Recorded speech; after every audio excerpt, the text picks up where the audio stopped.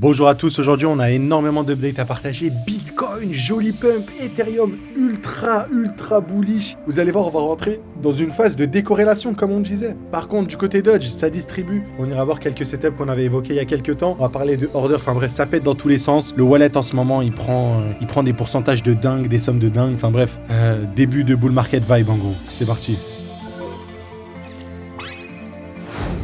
Allez, on commence avec notre ami Bitcoin, la position actuelle, cette position-là, position assez classique, je vais vous expliquer un peu derrière. Mais concrètement, c'est l'analyse qui a été partagée aujourd'hui, que vous voyez juste ici, tout simplement. Donc voilà, alors non, c'est pas celle-là, comme ça vous voyez le trait de déclenchement, enfin voilà. C'est cette analyse-là qui a été partagée, c'est les signaux, le service des signaux. Je sais que beaucoup ont dit que c'était quand même assez excessif, je peux comprendre, après ça dévoile une grande partie de notre stratégie, il y a quand même une précision énorme et des résultats aussi qui sont conséquents. Je vous invite vraiment à attendre la fin de semaine, on fera un bilan complet, ou d'attendre certaines vidéos pour que vous puissiez voir quelques aspects du Discord si jamais ça vous plaît. Mais voilà, donc concrètement c'était ça, on s'attendait à une hausse, on a eu un ralentissement du prix ici, ultra intéressant, mais dès à présent, je vous rappelle déjà, on est sur du 1 heure. Vraiment en termes de volatilité, techniquement, il se passe pas énormément de choses, on a eu un retracement daily et une réaction qui a été magnifique dès à présent. Donc pour le coup, très bullish. Ça pourrait du coup indiquer une fin de retracement. En daily, bien évidemment, la confirmation se trouve sur le dernier point haut. Le dernier point haut que vous allez retrouver juste ici, en 4K sur 99 000. Mais comme je vous l'ai dit, tu vas pas attendre 99 000 pour te positionner. Tu vas essayer d'aller sur la LTF et anticiper du coup une rotation de ton analyse LTF en HTF. Donc voilà, on est venu du coup ce reversal. Le reversal a eu lieu avec une accumulation. La cassure de ce high là, c'était un gros signal. Comme on anticipait la cassure et on avait vu une accumulation LTF pour vous partager le trade, prise de liquidité. Je vais pas descendre plus bas pour pas que ce soit brouillon, mais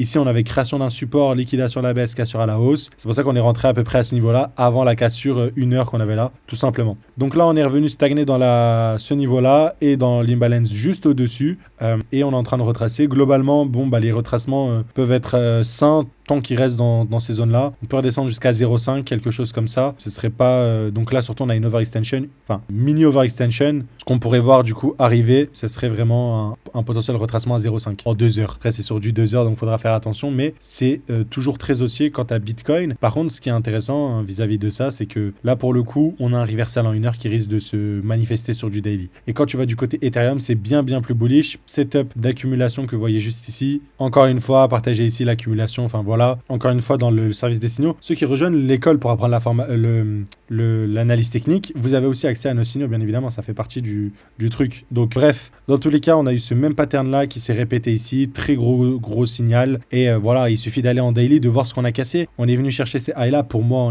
c'est vraiment ultra haussier, même sur du weekly, on est venu casser le dernier high, très haussier, genre vraiment techniquement. Donc là, j'ai une position à 49 de RR que j'ai partagé sur Twitter, je vais aller juste sur une autre charte pour vous montrer concrètement, même là, il y a une position, honnêtement, si on utilise vraiment des règles de base, donc là, COS, ok, COS du truc, tu rentres à ce niveau-là. Donc ton stop loss, tu peux le mettre sur le lot de l'accumulation. Et tu vises quoi? Tu vises, par exemple, comme Bitcoin, vraiment des positions en mode simplicité, quoi. En mode simplicité, Ethereum, et tu vises truc là. Même comme ça, une position aussi simple sur du swing weekly, t'es sur du 156% et un RR de 4. Ce qui est frappadingue, vraiment. Je vous rappelle la position qui a été partagée il y a quelques mois sur Ethereum. C'était vraiment une entrée sur ces niveaux-là, avec stop loss d'invalidation sous le lot là, qu'on est rentré à peu près dans la G-Mend là. Et viser quoi? Viser pareil, les mêmes niveaux là. Donc là, vous avez un setup similaire. Et même en étant rentré, stop loss assez large, pareil, 260% à venir chercher, RR de 7. Donc là, on est en cours d'exécuter pareil l'analyse. Je suis beaucoup plus haussier sur Bitcoin que sur Ethereum. Je vous le rappelle toujours avec ce ratio-là. ETH, BTC, je me répète, mais le rappel profite simplement.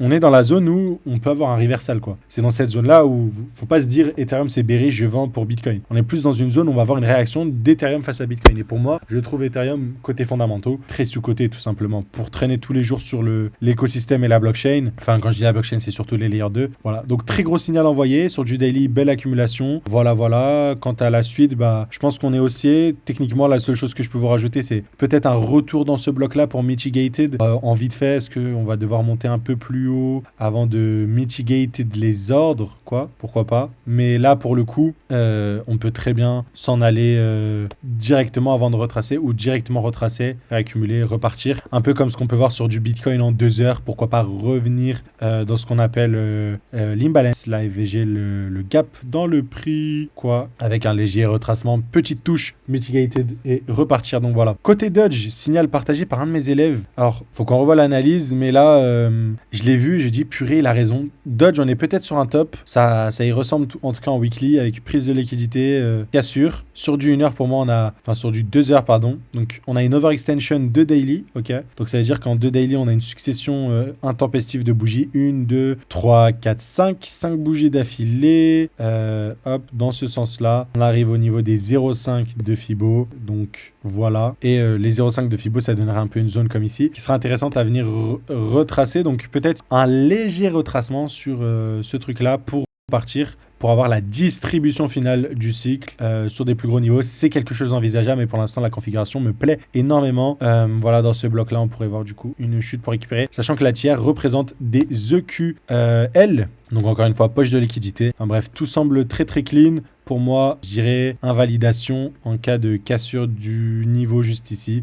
Voilà. Et c'est à peu près tout. Si j'essaie de regarder sur du 30 minutes, j'ai pas grand chose, j'ai pas beaucoup de matière à utiliser. Je dirais un moudre. Mais voilà, ce qu'on peut faire, c'est soit utiliser ce high-là. Si on a celui-là aussi qui peut m'intéresser. Il y a peut-être celui-là qui peut être aussi intéressant. Et tenter une position scalpée de vente. Si jamais ça ne passe pas, vous rachetez avec 2% à 2% plus cher. Mais derrière, vous pouvez viser du coup le retracement jusqu'à là qui vous donne quand même un RR de 4,96.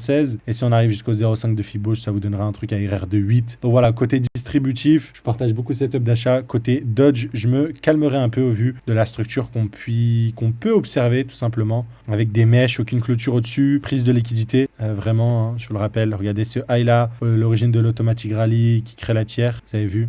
Et chaque bougie, chaque mèche est de plus en plus petite avant d'avoir la grosse mèche de réversal. Ça, c'est des trucs que vous allez voir. Bref, je vous invite à backtester sur vos charts. Mais voilà, du coup, ce que je voulais vous partager du côté Dodge. Je voulais faire un petit point sur Orderly. Le décollage a eu lieu. Pattern très très simple. Vous avez pu rentrer au COS, ne serait-ce que viser la THRR de 2,75. Vous aurez pu attendre le retracement, retour dans l'inverted fair value gap. Pour ceux qui suivent la chaîne les plus grands adeptes, ok. Inverted fair value gap. Ce que je vous rappelle, petit rappel, beaucoup se disent oui, il faut que je rentre de manière agressive au COS ou non, il faut que je rentre de manière sécuritaire sur le retracement. Honnêtement, libre à vous. En gros, ce que vous devez comprendre, c'est si c'est une position que vous voulez absolument, pourquoi pas lisser sur 2 entrées pour être sûr d'être exposé et de ne pas tomber dans le FOMO de se dire ah j'ai pas acheté, faut que j'achète quoi. Et donc ça c'est le premier point. Et le deuxième point aussi, c'est que ça dépend de la position. Si Orderly c'est un token que vous ne voulez pas investir, vous voulez juste trade, attendre votre setup optimal pour avoir le meilleur RR, vous l'attendez, vous le jouez et basta. Ceux qui veulent investir, ça aurait pu être intéressant, c'est vrai. Vraiment, des fois, en fait, ce que vous devez comprendre, c'est que quand vous n'entrez pas en position, c'est ça que je veux dire. Quand vous n'entrez pas en position, vous n'êtes pas perdant. C'est pas parce que vous avez loupé un setup, vous l'avez loupé un trade que vous avez loupé de l'argent. C'est souvent ce truc-là qu'on a, c'est surtout aussi avec les profits, c'est j'aurais pu faire plus et vous êtes déçu d'avoir quand même gagné de l'argent. Ou vous êtes déçu d'avoir suivi votre plan et de ne pas avoir été déclenché. Honnêtement, il n'y a pas de quoi être déçu, vous n'avez pas perdu quoi. Donc n'oubliez pas ça. Donc oui, on aurait pu optimiser au maximum ce niveau-là ou celui-là. Dans tous les cas, on peut viser des niveaux comme les 0,5, les 0,5 $, quand on est sur un RR qui est frappadingue, un multiplicateur de x3,5, enfin bref, je vous passe le détail en outre. Côté Tao, ça ne bouge pas, toujours une structure très très très haussière, ok. Et aujourd'hui, pour changer, je voulais vous parler de Forex, de pair Forex tout simplement, parce que j'ai l'impression qu'on a une très grosse distribution sur le yen japonais avec un gros retracement du coup, inversion de la structure qui était très haussière, pour ensuite retracer dans la zone de recharge pour pouvoir recharger les ventes, mitigater les ordres qui étaient en négatif, qui étaient sur l'order flow bullish, pour ensuite viser beaucoup plus bas, ok.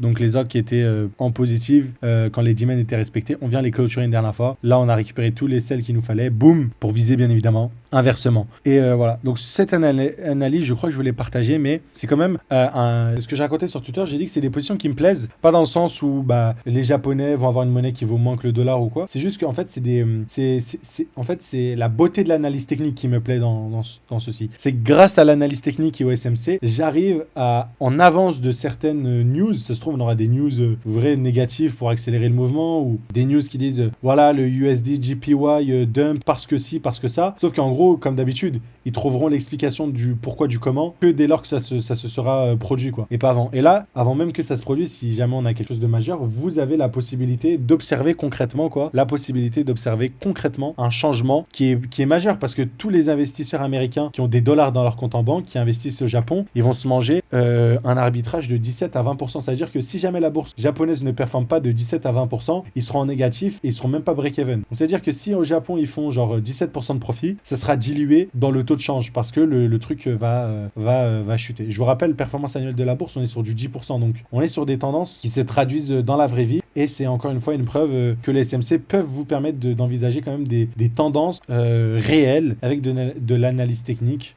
tout simplement. C'est un peu plus concret que des crypto-monnaies en gros. Je pense que vous avez compris l'idée générale. Voilà, c'est une analyse que je sais pas si je l'ai partagée sur la chaîne, en tout cas sur Twitter, et je vous la repartage juste ici. Mais j'ai l'impression qu'on a vraiment cas classique, hein, je vais sur du mensuel, quoi. Ok, je regarde sur du mensuel et on est de retour sur des. Après, il y a un historique dingue, hein. Un historique qui date de très longtemps, mais tu vois, de manière là, en trimestrielle, ce sera peut-être plus intéressant. On est revenu, quoi, récupérer tous ces highs-là, ok, qu'on n'a pas récupéré depuis les années 89. Ce niveau-là, on l'a pas récupéré. Bon, c'est assez difficile d'utiliser aussi de la data d'aussi loin. C'était pas les mêmes algorithmes à l'époque, mais bref, franchement, les concepts, pour moi, ils sont respectés. On est pareil, dans cette supply-là. A priori, on peut distribuer pour venir récupérer. Et assez simplement, sur du monthly, on observe une overextension ici. Et du coup, le début d'un retracement utilise la règle des 30 pour ceux qui connaissent. Et voilà. Donc, on suivra ça de très près. Les petits setups du jour. J'espère que ça vous a plu. N'oubliez pas, si jamais vous voulez apprendre les SMC, vous pouvez rejoindre l'école. Pour ceux qui veulent simplement des analyses, des signaux entre guillemets, bah, vous pouvez rejoindre aussi les signaux. On fera un bilan fin de semaine pour les plus sceptiques, pour que vous puissiez voir et mettre les preuves à l'appui, bien évidemment. Et voilà.